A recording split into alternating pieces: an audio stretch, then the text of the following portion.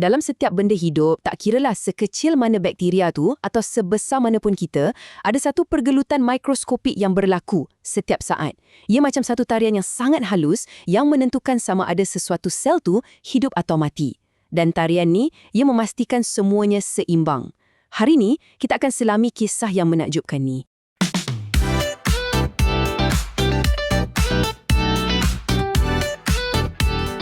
Pernah tak anda terfikir pasal ni? Sel-sel dalam badan kita ni kan kebanyakannya air dan ia sentiasa terapung-apung dalam cecair.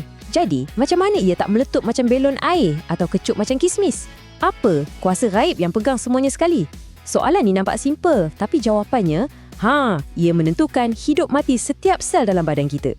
Okey, jom kita pecahkan topik ni. Mula-mula kita akan kenal penjaga pintu sel. Lepas tu, kita fahamkan macam mana air diseimbangkan. Kemudian, kita tengok apa nasib sel dalam 3 keadaan berbeza. Tengok apa jadi bila ada tekanan. Dan akhir sekali, macam mana semua benda ni ada kaitan dengan hidup kita seharian. Setiap cerita mesti ada watak utama kan? Dan dalam kisah sel kita ni, watak utamanya ialah satu struktur yang sangat-sangat penting. Tapi nipis je. Jom kita kenal siapa dia. Cuba bayangkan membran plasma ni macam bouncer dekat kelab eksklusif. Dia sangat memilih. Air, okey, boleh lalu. Tapi bahan-bahan lain, nanti dulu. Dia akan tapis. Dan kebolehan dia untuk memilih siapa boleh masuk dan siapa tak boleh, itulah kunci kepada semua yang akan kita bincangkan hari ini. Okey, kita dah kenal bouncer sel ni. Sekarang, jom kita fahamkan pula peraturan paling penting yang dia guna untuk kawal tetamu VIP, iaitu air. Proses ni kita panggil osmosis. Senang cerita, osmosis ni semuanya pasal keseimbangan. Air ni secara semula jadinya akan sentiasa bergerak dari tempat yang kurang pekat atau kurang masin ke tempat yang lebih pekat atau lebih masin. Macam nak cuba cairkan tempat yang pekat tu. Dan yang bestnya, proses ni berlaku sendiri, tak perlukan sebarang tenaga pun. Okey, jadi nasib satu-satu sel tu bergantung sepenuhnya pada persekitaran dia. Kita boleh bayangkan ada 3 babak yang berbeza dan setiap babak ni akan tentukan jalan cerita yang sangat berlainan untuk sel kita. Yang pertama, larutan hipotonik. Hipo maksudnya kurang. Maksudnya cecair di luar sel tu kurang pekat berbanding di dalam sel. Atau dengan kata lain, ada lebih banyak molekul air kat luar. Bayangkan sel kita tengah berenang dalam air suling. Memang persekitaran yang kaya dengan air betul. Yang kedua pula, larutan hypertonik. Hyper maksudnya lebih. Jadi kali ni persekitaran luar tu lebih pekat, lebih masin. Ini bermakna kurang molekul air kat luar berbanding kat dalam sel.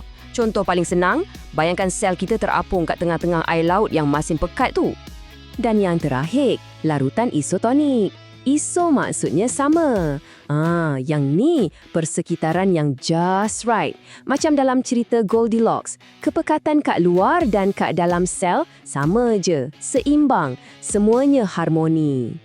Jadual ni memang ringkasan yang padat untuk semua ni. Jom kita tengok sekejap. Ingat benda ni je. Hypotonik, luar kurang pekat, jadi air akan masuk ke dalam sel. Hipertonik, luar lebih pekat, jadi air akan keluar dari sel. Dan isotonik, seimbang, jadi tak ada pergerakan air yang ketara. Semuanya tenang. Okey, sekarang bahagian yang paling best. Apa jadi bila kita betul-betul letak sel dalam 3 persekitaran ni? Kat sinilah drama sebenar bermula. Kita akan nampak sel mengembang, mengecut dan ada yang meletup. Betul lah, macam petikan ni cakap. Untuk sel, keseimbangan air ni bukan soal selesa atau tak. Ia soal hidup atau mati. Serius macam tu. Jom kita tengok dengan mata kepala kita sendiri. Okey, bayangkan kita ambil satu sel haiwan, contohnya sel darah merah, dan kita letak dalam larutan hypertonik, air masin. Apa jadi? Sebab kat luar tu lagi pekat, air dari dalam sel akan berpusuk-pusuk keluar. Hasilnya, sel tu akan kecut, berkedut, sebiji macam kismis. Proses ni kita panggil kranasi. Habis tu, kalau terbalik pula, kita letak sel darah merah yang sama dalam larutan hipotonik, macam air tulen. Kali ni, air pula yang akan meluru masuk ke dalam sel. Dan sebab sel haiwan ni tak ada dinding sel yang kuat, dia akan kembung dan meletup, pecah. Proses yang ganas ni dipanggil hemolisis. Tapi, cerita tak habis kat situ. Sebab Bila kita bandingkan sel haiwan dengan sel tumbuhan, ini yang jadi menarik. Sel tumbuhan ada satu senjata rahsia, satu perisai, iaitu dinding sel yang keras. Dan dinding inilah yang mengubah nasib sel tumbuhan 100%. Jadi, bila sel tumbuhan diletak dalam air masin, dia pun akan hilang air. Tapi, dia tak kecut macam kismis. Sebaliknya, membran plasma kat dalam tu yang akan tertarik menjauhi dinding. Macam belon yang kempis di dalam sebuah kotak.